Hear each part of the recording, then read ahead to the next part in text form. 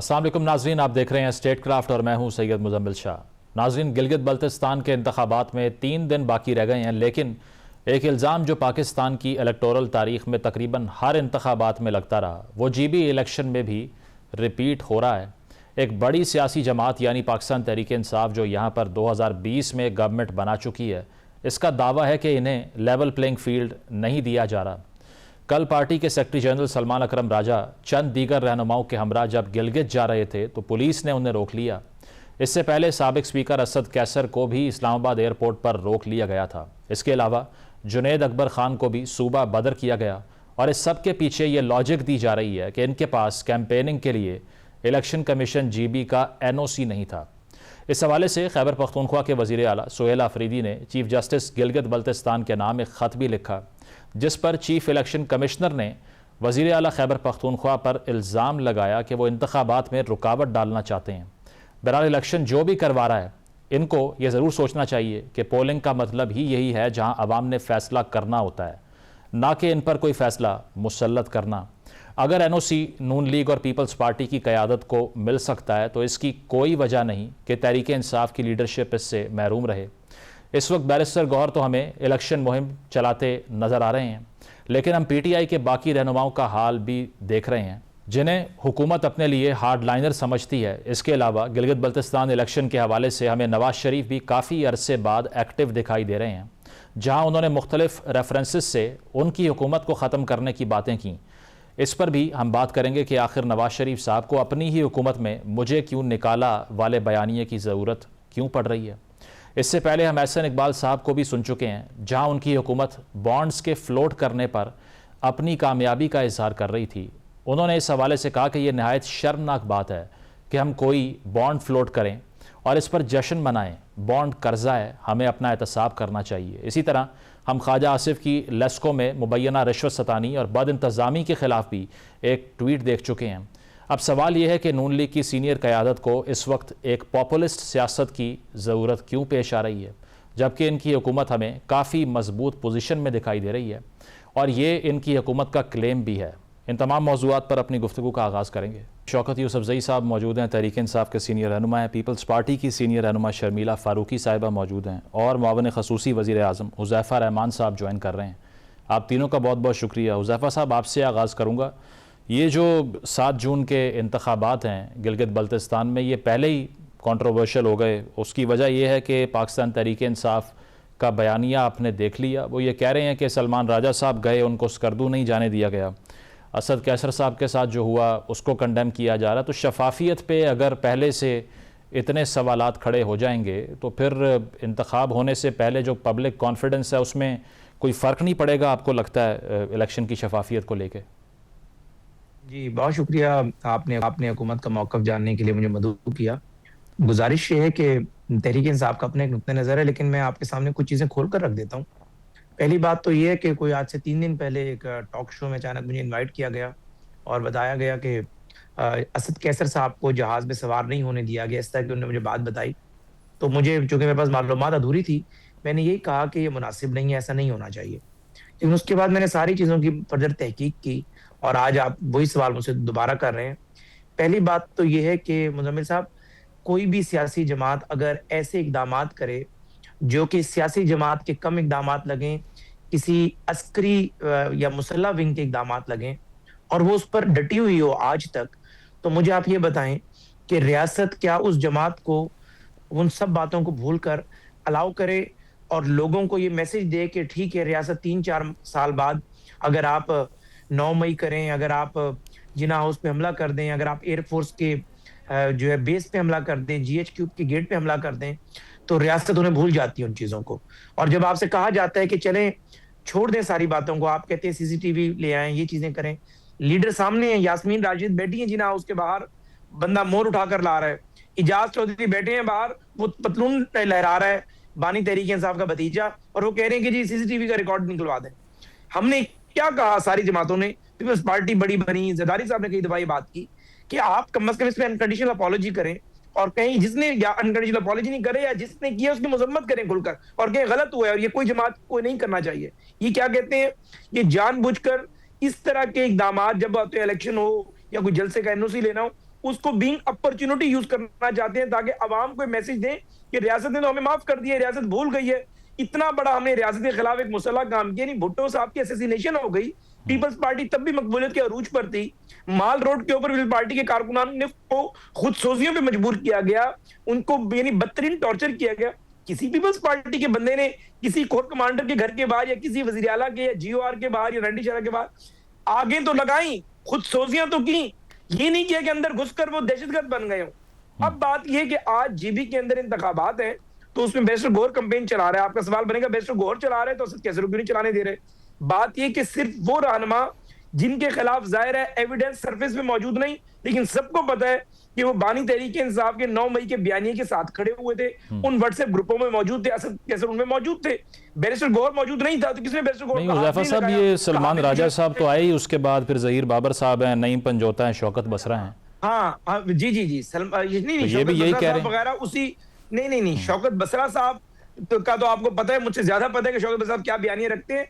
बात ये है कि ये चले जाएं, क्या कहते हैं, जो आज आपके प्रोग्राम में हमारे दोस्त शौकत यूसुफ सही साहब हैं, कोई बंदा ही नहीं रोकेगा। सबको पता है शरीफ आदमी है, यानी दिफा अगर उस वक़्वे का नहीं भी करते तो कोई जो है खिलाफ बात नहीं करते रियासत के, तो दिफा भी नहीं करते उस वक़्वे का। गुजारिश ये है, सलमान अकरम राजा साहब ने कभी ये नहीं कहा कि मैं लीगल फर्टिनिटी से हूं और मैं इस तरह के इकदाम को कंडेम करता हूं। ये कोई तरीकेकार नहीं है 9 मई करें, 26 नवंबर करें, गोलियां चलाएं। सियासी जिदोजहद ये नहीं होती कि आप मुसल्ला काम शुरू कर दें या अस्करी जिदोजहद। मतलब आप ये कह रहे हैं बेंचमार्क ये है कि 9 मई की मजम्मत नहीं की तो गिलगित में एंटर नहीं होना? Is that what you saying? नहीं, आई एम सेइंग दैट कि जो बंदा 9 मई का दिल से सपोर्टर है, सिंपैथाइजर है, अच्छा, या रियासत के खिलाफ मुसल्ला जिदोजहद को पसंद करता है, चाहे वो 9 मई हो चाहे 26 नवंबर हो, तो रियासत उसे टॉलरेट नहीं करेगी। सही, चले मैं इसका जवाब ले लेता हूँ। शौकत साहब आपकी तरफ आता हूँ, बल्कि उससे पहले शर्मिला साहिबा मैं चाह रहा हूँ कि आप भी अपना पॉइंट ऑफ व्यू दे दें, बिकॉज एक्यूजेशन पीपल्स पार्टी के ऊपर भी लग रही है। ये कहा जा रहा है कि मियाँ नवाज शरीफ साहब के लिए तो मैदान साफ है, बिलावल भुट्टो साहब कैंपेन कर रहे हैं, अपनी मर्ज़ी से मूवमेंट कर रहे हैं वहाँ पे, लेकिन अगर पीटीआई जो ये क्लेम करती है कि हमें दीवार से लगाया हुआ है, असल मैंडेट हमारे पास है, ये दो पार्टीज़ जो हैं ये हमारे मैंडेट को इंक्रोच करती हैं, तो गिलगित के अंदर भी वही इल्ज़ामात बिलावल साहब के ऊपर भी लग रहे हैं कि आपको तो फ्री पास है और माजी में आपके साथ ये सब कुछ हो चुका है, पीटीआई ये कहती है, जो उनके साथ अब हो रहा है, तो आपने लेसन लर्न नहीं किया। How would you respond to this? जी बहुत शुक्रिया। देखिए जी, पहली बात तो ये है कि किसी भी इलेक्शन में चाहे वो जनरल इलेक्शंस हो, चाहे वो गिलगित बाल्टिस्तान के हों या आज़ाद कश्मीर के हों, किसी भी इलेक्शन में तमाम जमातों को एक लेवल प्लेइंग फील्ड मिलनी चाहिए। एज ए सियासी वर्कर और एक ऐसी जमात से मेरा ताल्लुक है, पाकिस्तान पीपल्स पार्टी, जिसने हमेशा जमहूरी अमल की बात की है और अवाम के हुकूक की बात की। वहाँ पर बिल्कुल मैं कहूँगी कि हर जमात को एक लेवल प्लेइंग फील्ड मिलनी चाहिए। अब क्या अवामिल है क्या नहीं है कि इनको इजाजत क्यों नहीं मिली, कहा यह जा रहा है कि इन्होंने एनओसी नहीं ली है। बिलावल भुट्टो जरदारी साहब और पाकिस्तान पीपल्स पार्टी बाकायदा तौर पे एक ड्यू प्रोसेस, जो एक कानूनी प्रोसेस है, उसको फॉलो करती है। हमने इजाजत ली, हमें इजाजत मिली और जो भी नॉर्म्स थे जिसको हमने फॉलो करना था हमने फॉलो किया और हम अपनी कैंपेन कर रहे हैं। लेकिन हाँ, शिकायत हमें भी है। पंजाब पुलिस की वहां पर तैनाती एक बहुत बड़ा सवालिया निशान है। इसी तरीके से वहां पर sitting federal ministers can not come in campaign. Election campaign federal ministers नहीं कर सकते। फेडरल मिनिस्टर्स आ रहे हैं वहां पर और वहां पर प्रोजेक्ट्स अनाउंस कर रहे हैं। ये प्री पोल रिगिंग होती है, इस पे हमने भी एहतजाज किया है। ठीक है, मियाँ साहब का आना अपनी जगह है, वो कोई फेडरल मिनिस्टर या वजीर आजम नहीं है, लेकिन वहां पर जो गिलगित बाल्टिस्तान के वजीर हैं, वहां पर एहसन इकबाल साहब भी सारे पहुंचे हुए हैं, प्लानिंग के वजीर हैं, मंसूबा बंदी के। वहां पर आके प्रोजेक्ट्स अनाउंस हो रहे हैं और ये कह रहे हैं कि जनाब ये मंसूबा लगाना मेरे बाएं हाथ का काम है और मेरे दाएं हाथ का काम है और हम ये कर देंगे वो कर देंगे। ये आप लोगों को sitting in the federal government, आप लोगों को प्री पोल रिगिंग के मद में आके आप लोगों को ल्योर कर रहे हैं। ये तरीकेकार नहीं है।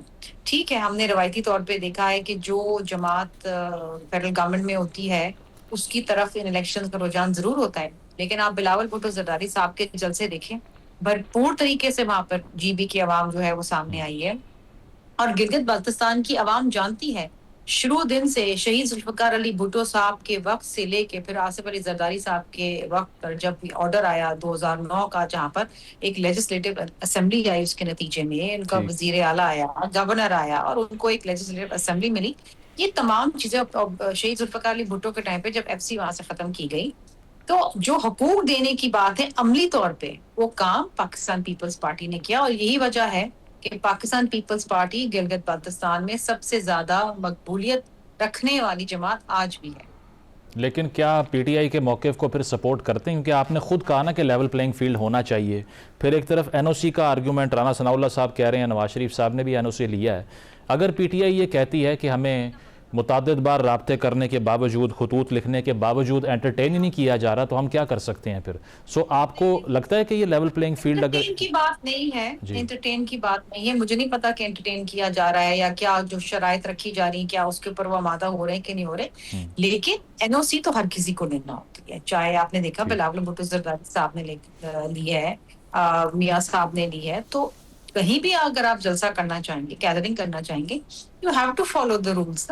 अच्छा, ये तो नहीं हो सकता कि आपके लिए कानून कुछ और हो और बाकी लोगों की कुछ और हो। अगर आप अपने आप को कानून से बालातर समझते हैं तो फिर उसका तो यही इलाज होगा। ठीक है, पॉइंट आ गया आपका। शौकत साहब, आपने आर्गूमेंट सुन लिए। अब पाकिस्तान तहरीक इंसाफ का जो मौक़िफ़ है इस सारी सूरत हाल में, वो प्रोसीजरल ही आर्गूमेंट है बेसिकली, कि अगर आपको अथॉरिटीज़ अलाउ नहीं कर रही तो हम इसमें क्या कर सकते हैं। और दूसरा ये कि 9 मई वाला जो हुज़ैफ़ा साहब का आर्गूमेंट है वो भी आपने सुन लिया। एड्रेस कर दीजिए इसको। बिस्मिल्लाहिर्रहमानिर्रहीम, बहुत शुक्रिया। ये तो कोई दलाइल से बात तो नहीं हो रही है ना, इन्होंने तो सिर्फ डिफेंड करना है अपने आप को। ज़ाहिर है हुकूमत में बैठे लोग हैं, इन्होंने क्या करना है, डिफेंड ही करना है अपने आप को। वरना ये आप मुझे बताएं कि एक सूबे में एक हुकूमत है, 9 मई के बाद ये हुकूमत बनी है खैबर पख्तूनख्वा में, और उसी पार्टी की हुकूमत है। फिर जब इलेक्शन हो रहे हैं तो फिर आप उनको अलाउ क्यों कर रहे हैं? तो आपको उनको इलेक्शन ही ना लड़ने दें। तो ये जो बातें है ना, ये तो कोई दलाइल है ही नहीं कि जी 9 मई की हुआ है और इन्होंने मजम्मत नहीं की इसलिए हम इनको अलाउ नहीं कर रहे हैं। ये तो बिल्कुल अजीब सी है। सब ने उस 9 मई के वाक़े की मजम्मत की है, किसने नहीं की है? लेकिन बात यह है ना कि ये खौफ है। हमने देखे हमारी पार्टी ने बाकायदा तौर पे ये जो इन्होंने कहा कि जलसे, देखिए जलसा और इलेक्शन मुहिम अलग अलग चीज़ें हैं। एक तो वो है जो रैलियां, बड़ी बड़ी रैलियां होती हैं, उसके लिए बाकायदा इजाज़त होती है, हर ज़िले के अंदर होती है और वो हर पार्टी जो है वो करती है। और वहाँ पे भी जो लोकल लीडरशिप होती है वो बाकायदा डीसी को दरख्वास्त देती है। तो ये तो नहीं होता है ना कि लीडर खुद जाके वहाँ डीसी के सामने खड़ा हो जाए कि जी मैं आ रहा हूँ, आप मुझे इजाज़त दें। ये बाकायदा पार्टी की तरफ से एक हो जाता है। और जितने भी हमारे लोकल लीडर्स हैं वहाँ पे, जिन जिन की इलेक्शन मुहिम चल रही है, उन्होंने बाकायदा अप्रोच किया है। लेकिन नहीं, जुनैद अकबर साहब ने किया था। मसला ये जुनैद अकबर साहब को जो सुबह बदर किया गया, उन्होंने किया था अप्लाई, उनके पास तो नहीं था एनओसी। मैं ये अर्ज कर रहा हूँ ना कि वो देखे ना, जरदारी साहब खुद तो दरखास्त नहीं देंगे ना। जरदारी साहब जिसके लिए जाते हैं, देखिए ये तरीकाकार होता है, हम कोई नए तो नहीं है, कोई पहली दफा तो नहीं इलेक्शन लड़ रहे हैं। ये जब शांगला में जो भी आता जलसा होता तो हम शांगला के डीसी को दरखास्त देते थे और वो शांगला के डीसी जो है वो अलाउ करता था और वो आ जाते। अब मसला ये है कि जुनैद अकबर जहाँ गया था उन लोगों ने तो दरखास्त दी है ना, वो बाकायदा एक तरीकाकार होता है। ऐसा नहीं होता है कि ये कहे कि जी फलां पेश हो जाए, फलां पेश हो, इस तरह नहीं होता है। तो ये एनओसी का मसला भी नहीं है, ये खौफ है। अच्छा। मैं तो यही समझता हूँ कि वहाँ पे जो इस वक्त सूरत हाल है वो एक तरफा है। लोग सिर्फ इमरान खान को वोट देना चाहते हैं। ये जो है ना, ये जबरदस्ती जो है ना छीनना चाहते हैं। और मैं तो कह रहा हूँ कि इतना जरूरत ही नहीं थी इतने बड़े प्रोसेस करने की। अगर आपने तकसीम ही करना था कि कुछ सीटें पीपल्स पार्टी को मिलेंगी, कुछ सीटें नून लीग को मिलेंगी, तो फिर इतने बड़े एक्सरसाइज करने की जरूरत नहीं थी, क्योंकि बड़े हसास मामला है गिलगित बल्तिस्तान का। ये हम पता नहीं हम कहाँ किस दुनिया में रह रहे हैं। नहीं, अगर शौकत साहब आप जिस तरह कह रहे हैं, अगर ये बात ठीक है, एक सवाल ले लीजिए इस पे। जिस तरह से सुहेल अफरीदी साहब ने चीफ जस्टिस गिलगित बल्तिस्तान को लेटर लिखा, अब जवाब में अगर चीफ इलेक्शन कमिश्नर ये कह रहे हैं कि सुहेल अफरीदी साहब इंतखाबात में रुकावट डालना चाहते हैं, तो वो भी पार्टी हैं, फिर आप उन्हें भी एक्यूज कर रहे हैं। कहीं देखिए, हम अपना हमारी बात कौन सुन रहा है? ये देखें ना, हमारे पास क्या ऑप्शन है, हम किधर जाएं? ठीक। इलेक्शन कमीशन जो है, क्या आप मुझे बताएं कि किसी भी इलेक्शन कैंपेन में कोई फेडरल मिनिस्टर, इवन वो मिनिस्टर या वो एमपीए भी, अगर उसके पास इख्तियार है, कोई कमेटी ऐसी है जिसके वो अनाउंसमेंट कर सकता है, या क्या वो कैंपेन कर सकता है? उसको इजाजत है? बिल्कुल। आपके तो फेडरल मिनिस्टर वहां जा रहे हैं, उनको प्रोटोकॉल दिया जा रहा है, उन प्रोटोकॉल के अंदर उनकी बाकायदा कैंपेन चल रही है। तो ये तो देखें ना, गवर्नमेंट स्पॉन्सर रैलियां हो रही है, गवर्नमेंट स्पॉन्सर जलसे हो रहे हैं, ठीक। और दो पार्टियों को इजाजत मिली हुई है। तो ये बड़ी जाती है। आई सही। थिंक ये जमहूरियत की धज्जियां उड़ाई जा रही है। जमहूरियत तो नहीं है ना, इलेक्शन है। ठीक। ये तो प्री पोल रेगिंग के तो वो भी तारीफ, क्या कहते हैं, वो उसका फिर रिकॉर्ड टूट गया है कि ऐसे ऐसे रेगिंग तो किसी ने देखी ही नहीं होगी। पहले तो कोई कम से कम खुफिया शुफिया हो जाता था, अब तो बाकायदा उसके वो आ रहे हैं कि जी इतने बैलेट पेपर वहां छप रहे हैं, इतने बैलेट पेपर वहां जा रहे हैं। खुदा के लिए इस इलेक्शन से आप क्या पूरी दुनिया हमें देख रही है। फिर ये जो गिलगित बल्तिस्तान है, आजाद कश्मीर में, आजाद कश्मीर के हालात आप देख लें, वो किस तरफ जा रहे हैं। सही। मतलब हुकूमत से वो हालात नहीं संभाले जा रहे हैं, इधर और हालात खराब कर रहे हैं। ये कर क्या रही है हुकूमत? एक तो इनसे गवर्नमेंट चल नहीं रही है, यहाँ पे हालात कितने खराब है लोगों के, लोग जी नहीं सकते इनके उसमें, महंगाई के हाथों, और मईशत का बेड़ा कर करके बैठे हुए हैं। 1,00,000 अरब से ज्यादा कर्जा हो गया पाकिस्तान के ऊपर, और मेजॉरिटी इस हुकूमत का है। ये हुकूमत बताए कि इन्होंने कौन सी मोटरवे बनाई है, सही। कौन से इन्होंने बड़ी बड़ी यूनिवर्सिटियां बनाई है, बड़े बड़े हॉस्पिटल्स बनाए, क्या किया इन पैसों के साथ। जब हम कहते हैं कि करप्शन हुई तो कहते हैं ये वैसे इल्जामात लगा रहे हैं। सही। तो पैसा कहाँ गया बताए ना।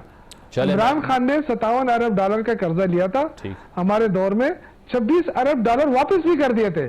तो ये बताए ना कि इन्होंने, जब हम जा रहे थे उस वक्त 43.5 अरब का कर्जा था, आज 1,00,000 से ऊपर 1,000 अरब का कर्जा है। ठीक है, प्रोग्राम में एक ब्रेक शामिल करते हैं, ब्रेक के बाद वापस आएंगे। Stay with us. Welcome back नाजरीन, पैनल हमारे साथ मौजूद है, डिस्कशन को कंटिन्यू करते हैं। साहब आपने सुन लिया, एक तो इस चीज़ को रिस्पॉन्ड कर दें। शर्मिला साहिबा ने भी यही कहा, आपके एलाइज हैं वफाक के अंदर, और शौकत साहब भी कह रहे हैं कि ये इंतखाबात से ऐन पहले वहाँ फेडरल मिनिस्टर्स का आके या मियाँ साहब का आके भी प्रोजेक्ट्स की अनाउंसमेंट्स करना, क्योंकि उन्होंने कहा कि अभी 3 फ्लाइटें आ रही हैं, 30 आएंगी, गिलगित का एयरपोर्ट एक्सपैंड होगा, रोड नेटवर्क बेहतर होगा। एक ये अनाउंसमेंट्स जो हैं ये लीगल हैं, कानूनी है, इलेक्शन कमीशन का जो ज़ाब्ता इख्तियार है ये उससे मुताबिकत रखती हैं। जमील साहब, मैं गुजारिश कर देता हूँ, मैंने बड़ा पेशेंटली अपने भाई शौकत साहब को सुना है। गुजारिश ये है कि पहली बात तो मियाँ नवाज शरीफ साहब और उनके साथ वफाकी काबीना के जो लोग गए थे, वफाकी काबीना का कोई बंदा जलसे में नहीं गया। वफाकी काबीना के लोग अपनी ज़ाहिर जीबी के हवाले से दीगर भी अमूर होते हैं, प्लानिंग के मामला चल रहे होते हैं, उन्होंने अपनी मीटिंग्स की। अमीर मकाम साहब का इन्होंने कहा, अमीर मकाम साहब बीइंग दी फेडरल मिनिस्टर, जो जीबी की आपकी जो शूरा होती है, जो पूरा निज़ाम इंसराम चलाती है फेडरल गवर्नमेंट की तरफ से, उसमें फेडरल गवर्नमेंट की नुमाइंदगी कर रहे होते हैं, और उनको कोई रोक टोक नहीं है। इलेक्शन कमीशन जो जीबी का है उसने एनओसी दिया, किसी और वफाकी वजीर को कोई एनओसी जारी नहीं किया गया। अब गुजारिश ये है कि मियाँ नवाज शरीफ साहब एक जमात के सरबराह हैं, तो मियाँ साहब अगर अपना मंशूर नहीं देंगे और ये नहीं बताएंगे कि 2017 में जहाँ से मैं तरक्याती काम छोड़कर गया था, चीज़ें वहीं की वहीं पड़ी हुई हैं, या आखिरी हमारी हुकूमत 2019-20 में ख़त्म हो गई थी, और अगर अल्लाह ने हमें इस दफ़ा मौका दिया तो हम जीबी की बेहतरी के लिए यही चीज़ें करेंगे। बिलावल साहब भी अपना बयान दे रहे हैं, अपना मंशूर बता रहे हैं, तो इसमें तो कोई जो है वो गलत बात नहीं है। बाकी अराकीनें जो इनके मेम्बरान असम्बली इनके लड़ रहे हैं, जो इनके उसमें जो है मेम्बरान कैंडिडेट्स हैं इनके, वो कैंडिडेट्स भी अपना अपना ज़रा मंशूर बयान करते हैं। हल्के में जो तरक्याती काम वो अगर बन गए, मुंतखब हो गए वो कैंडिडेट्स, और बीइंग द इलेक्टेड मेंबर वो जो चीज़ें करेंगे। तो ये तो मैं शौकत साहब की इस दलील पे हैरान रह गया कि मियाँ नवाज शरीफ साहब ने कहा है कि अगर हमारी हुकूमत आ जाती है तब भी, और अगर हुकूमत नहीं भी आती तब भी मैं वज़ीर-ए-आज़म साहब से जाकर ये बात करूंगा कि फ्लाइट्स जो है बढ़ा दी जाएं, इस करदू एयरपोर्ट को बड़ा कर दिया जाए, या कुछ रोड्स नेटवर्क की उन्होंने बात की कि जो मैं छोड़कर गया था 2017 में वहीं से दोबारा शुरू किया जाए। तो ये तो उन्होंने उस इलाके की बेहतरी की बात की, बल्कि मियाँ साहब ने तो इलेक्शन से बियॉन्ड बात कर दी कि अगर आप हमें वोट देंगे तो आपकी मेहरबानी, अगर वोट नहीं देंगे आप लोगों की जरूरत है मैं फिर भी पूरी करूंगा।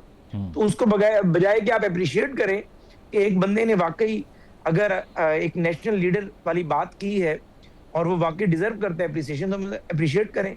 यहाँ पर शौकत साहब शुरू हो गए कि जी प्री पोल रिगिंग कर रहे हैं और ऐसे संगीन इल्जाम शुरू कर दिए कि बैलेट पेपर कहाँ छप रहे हैं, कहाँ जा रहे हैं। तो ये तो वो बातें करते हैं कि नहीं, वो जो जुर्म तहरीक इंसाफ हाल में कर रही होती है उसी का इल्जाम जो है वो दूसरों पर लगा रही होती है। गुजारिश ये है कि तो वो बातें कर रहे हैं कि जो वाकई मुनज़्ज़म धांधली के लिए क्रिमिनल ज़हनियत रखने वाला कोई बंदा कर सकता है। ठीक। तो मेरे ख्याल से यही काम केपीके में किया गया होगा, तभी मौलाना फजलुर रहमान साहब रो रहे हैं, एएनपी रो रही है। ऐसी लैंडस्लाइड विक्ट्री तो कभी केपीके में किसी जमात और को नहीं जफर मिली। साहब एक और सवाल यहाँ पे ऐड कर लें। पिछले अगर 13 साल को देखा जाए तो तकरीबन 10 साल पीएमएलएन की गवर्नमेंट बनती है। मियाँ साहब ने जाकर ये भी कहा कि मुझे मल्टीपल टाइम्स आपने देश निकाला दिया, मेरी गवर्नमेंट को गिरा दिया, मुझे निकाल दिया, मैं आपसे गिला नहीं किया, अगर मैंने तो आप भी मुझसे गिला नहीं कर सकते। गिला अब भी किससे है? हुकूमत तो आपकी है वफाक में, पंजाब में भी आपकी हुकूमत है, 10 साल आपने जीबी में रूल किया, तो ये वो नॉस्टैल्जिया क्यों नहीं ख़त्म हो पा रहा? मियाँ साहब जब भी तकरीर करते हैं उसका जिक्र ज़रूर होता है, ये किससे गिला हो रहा है? मैं थोड़ा सा being as a matter of fact आपकी करेक्शन कर दूं। एक तो मियाँ साहब के दौरे इक़्तिदार में जीबी में सिर्फ 2 साल हमारी हुकूमत रही, यानी 15 में इलेक्शन हुए, 17 में मियाँ नवाज शरीफ साहब डिस्क्वालीफाई हो गए और उसके बाद आपने देखा साकिब निसार ने आखिरी पार्टी 6-8 की बात महीने मैं रूल कर किया। मैं वो गुजारिश कर रहा हूँ, उसी पे आ रहा हूँ मैं। तो मियाँ साहब ने जो तरक्याती काम शुरू कराए, जो लवारी टनल, बाकी सारी चीजें मियाँ साहब ने की, उसके ऊपर उसके बाद किसी हुकूमत ने कोई काम नहीं किया। और आखिरी जो हमारा 1.5 साल था हमारे वजीर आला का, तब इमरान खान वजीर आजम थे और उन्होंने तमाम तरक्याती काम बंद करवा दिए थे और वजीर आला से इवन के उन्होंने मीटिंग्स भी करना बंद कर दी थी। गुजारिश ये है कि मियाँ साहब ये गिला क्यों कर रहे हैं? आपका बड़ा जेन्युइन सवाल है कि अब तो 9 साल हो चुके हैं।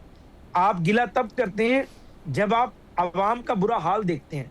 जब मियाँ साहब गए वहां उन्होंने बुरा हाल देखा, जीबी की टोटल डेवलपमेंट का, वहां के इंफ्रास्ट्रक्चर का, वहां के रोड्स का, तो मियाँ साहब ने पब्लिक से ये शिकवा किया कि जब मुझे निकाला जा रहा था साकिब निसार या आसिफ सईद खोसा मिलकर, तब अगर अवाम उस शिद्दत से सड़कों के ऊपर आती, अवाम जीबी की हो, पंजाब की हो, केपीके की हो, और मियाँ नवाज शरीफ की उस निकालने में रुकावट बन जाती, तो मियाँ साहब कह रहे हैं कि तरक्की का सफर रुकता नहीं। अब आपका सवाल ये होगा कि शहबाज साहब पिछले 4 साल से हुकूमत में हैं, आप फौरन बीइंग डेविल्स एडवोकेट में जवाब देते हैं उसका। तो गुजारिश ये है कि आप खुद इकोनॉमी को समझते हैं, इकोनॉमी बर्बाद होने में 1 साल लगाती है, बानी तहरीक के हिसाब से फिर भी 4 साल लगाए इकोनॉमी को बर्बाद करने के लिए, वो खड़े होने में 10 साल लगाती है। जनरल मुशर्रफ ने 2007 के अंदर उसका रूल खत्म हुआ था, इकोनॉमी खड़ी होते होते 16-17 तक इकोनॉमी जाके खड़ी हुई थी। यानी जो बड़े इकोनॉमिस्ट हैं वो बात जानते हैं कि अगर 2021-22 में जो इकोनॉमी डबो दी गई थी, आईएमएफ नाराज होकर चला गया था, जो सूरत हाल बन गई थी डॉलर की, पेट्रोलियम मसनूआत की कीमतें आपने रोके रखी, आईएमएफ ने पूरी दुनिया को बता दिया कि हमें इन्होंने डॉज किया। मतलब ये गिला पीटीआई से है, ठीक नहीं ये होना, गिला पीटीआई से 3-4 years तब जाके आपकी इकोनॉमी स्टेबल होना शुरू होगी। अच्छा, गिला तरीके इंसाफ से है, मतलब समझ ये आई मुझे। ठीक है, मैं इस पे शर्मिला साहिबा एक और चीज़, 2 नारे ऐसे हैं पाकिस्तान की सियासत में जो इतने क्लीशेड हो चुके हैं। एक ये कि जब हम आएंगे जनूबी पंजाब सूबा बनेगा, और दूसरा ये कि गिलगित को प्रोविंशियल स्टेटस दिया जाएगा। ये दोनों ही कभी मटीरियलाइज़ नहीं हुए। इस बार फिर वही नारेबाजी तो हो रही है।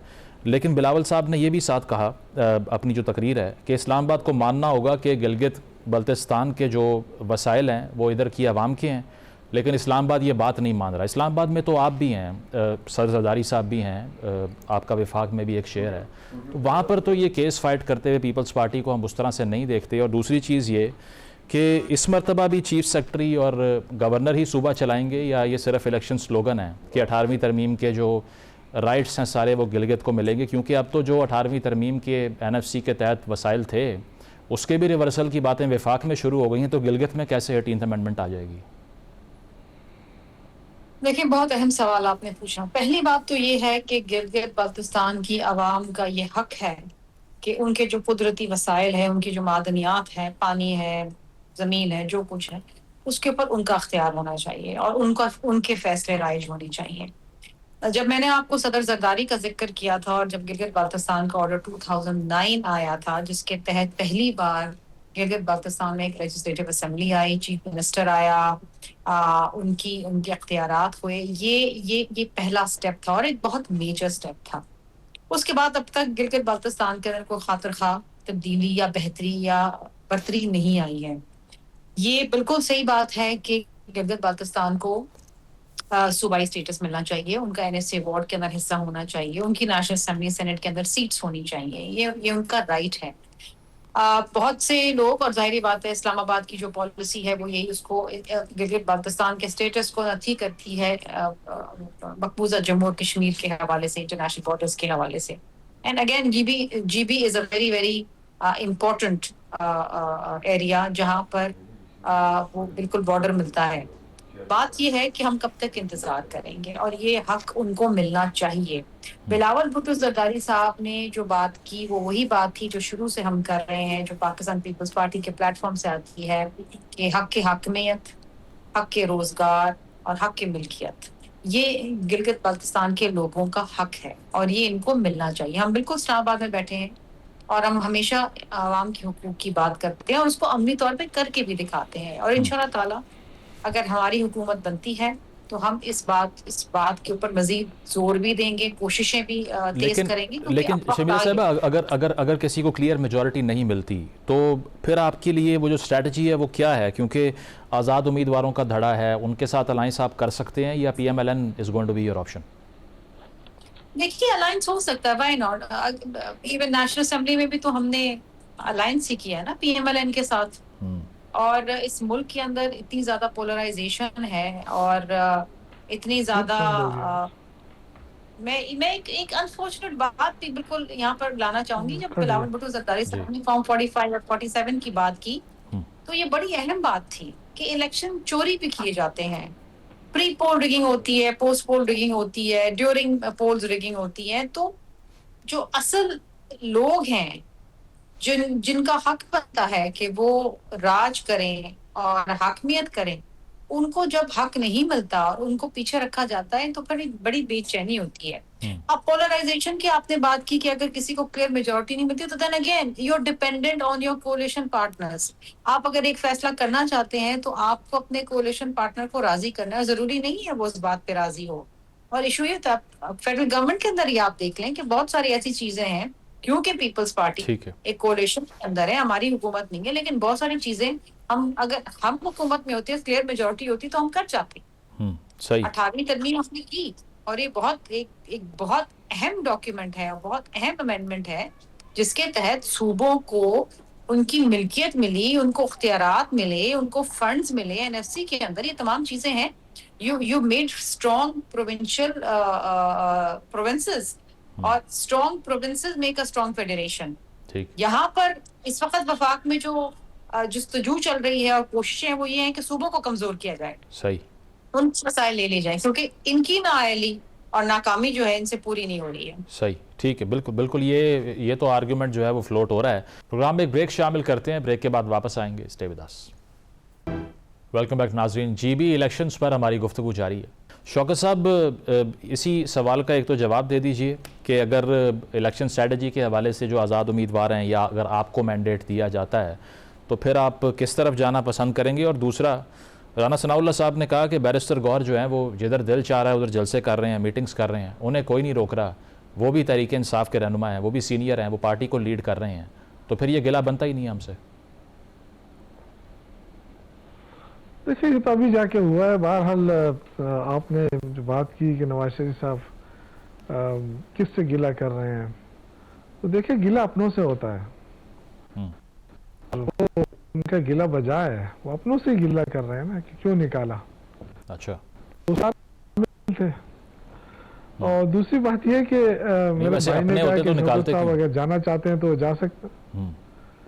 वो मैं तो वैसे ही मजाका में बात कर रहा था, क्योंकि वो हर यानी इतना अरसा गुजर गया लेकिन वो इस चीज को भूल नहीं रहे हैं। तो मतलब ये कि गिला कर रहे हैं तो गिला अपनों से ही होता है ना। उन्हीं की हुकूमत है अभी भी, जिन्होंने निकाला था उन्हीं के साथ बैठ के भी हुकूमत वो बनाई हुई है। सही। तो मेरे भाई ने बात की कि शौकत साहब अगर जाना चाहते हैं, शरीफ आदमी है, तो अब इसको कोई रोक टोक नहीं है। तो मेरा भाई, मैं कल से लगा हुआ हूँ, मुझे टिकट नहीं मिल रहा है PIA का। अच्छा। और रात को मैंने तारिक फजल चौधरी साहब से भी कहा बाय रोड ही जाना भाई ये क्या मसला है, PIA तो आपने प्राइवेटाइज कर दिया है, PIA प्राइवेटाइज कर दिया, फिर हमें टिकट क्यों नहीं मिल रहा है? उज़ैफा साहब को मैसेज कर दें, अवेलेबिलिटी नहीं होगी। आपके लिए टिकट हम अरेंज करवा देते हैं, एयर सियाल से चले जाएं, आप सीरीन से चले जाएं, भागी करा देना, आज करा दे, कल करा दे, मैं आपका मशहूर होऊंगा, आप करा देना।